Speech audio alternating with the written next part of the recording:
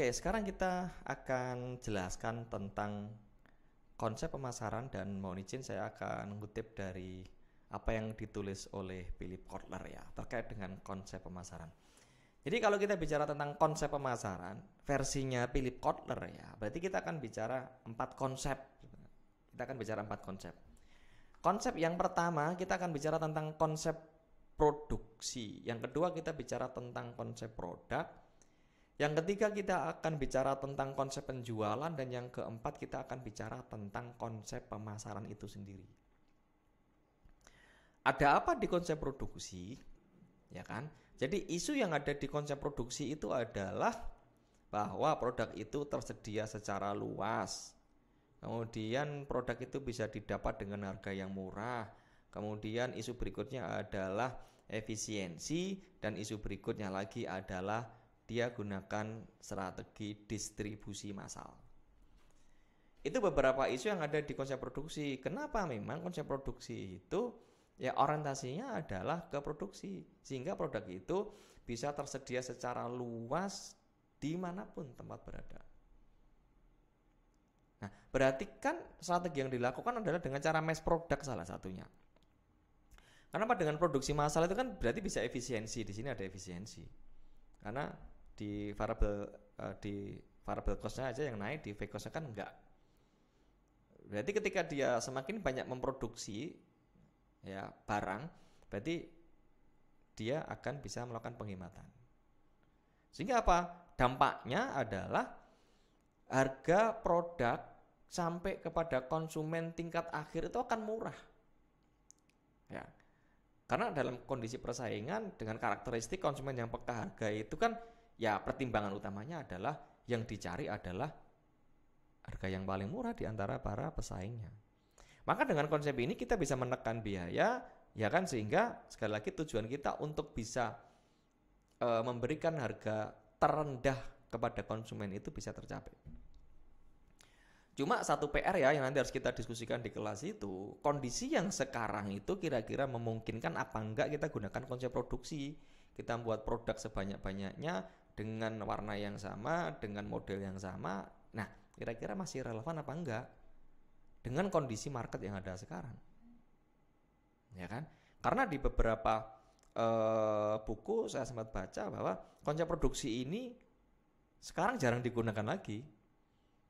Ya tadi salah satu pertimbangan adalah market sudah berubah, kondisi pasar berubah, maka tidak bisa sepenuhnya kita gunakan konsep produksi ini. Ada orang-orang tertentu, konsumen tertentu itu kalau beli produk, ya kan, dia nggak suka ada yang menyamainya, ono sing ngembari dia nggak suka.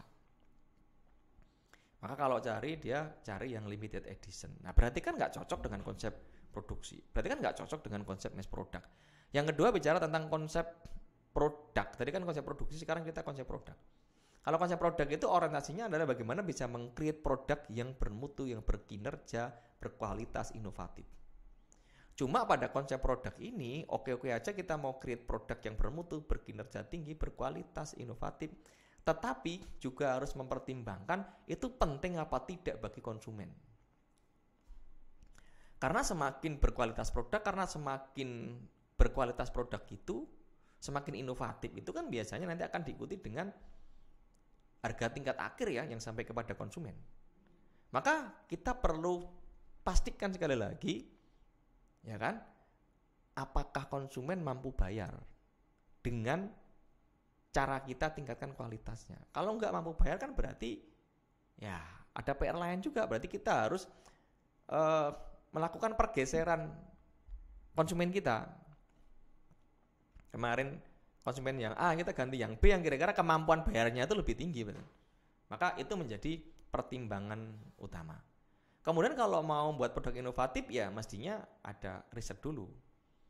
Kira-kira dengan perubahan-perubahan tambah fitur A, tambah fitur B, ya itu kira-kira sesuatu yang benar-benar diharapkan oleh konsumen atau tidak. Kalau enggak ya nanti ada yang salah lagi. Yang ketiga adalah konsep penjualan atau selling concept. Kalau selling concept itu penekanannya ada dua hal. Yang pertama adalah penjualan, yang kedua adalah promosi yang agresif. Ya, jadi selling concept itu ya intinya jualan. Selling concept intinya adalah dengan cara menggunakan promosi yang agresif. Kenapa? Karena selling concept itu kan saya gunakan bahasa lain, selling konsep itu kan adalah mempercepat transaksi. Maka dengan promosi yang agresif itu kan harapannya akan mempercepat transaksi. Orang itu biar tidak terlalu lama berpikir untuk menentukan saya mau beli apa tidak. Karena kalau terlalu lama berpikir nanti akan kena pengaruh yang lainnya. Maka ayo bagaimana kita buat strategi penjualan di mana untuk mempercepat eksekusi, mempercepat transaksi dengan promo, dengan diskon, dengan apa, itu kan berarti kan itu upaya-upaya di konsep penjualan. Dan yang keempat adalah konsep pemasaran yang sudah kita bahas ya pada video-video sebelumnya. Konsep pemasaran berarti kita mulai dari memahami want and need-nya customer.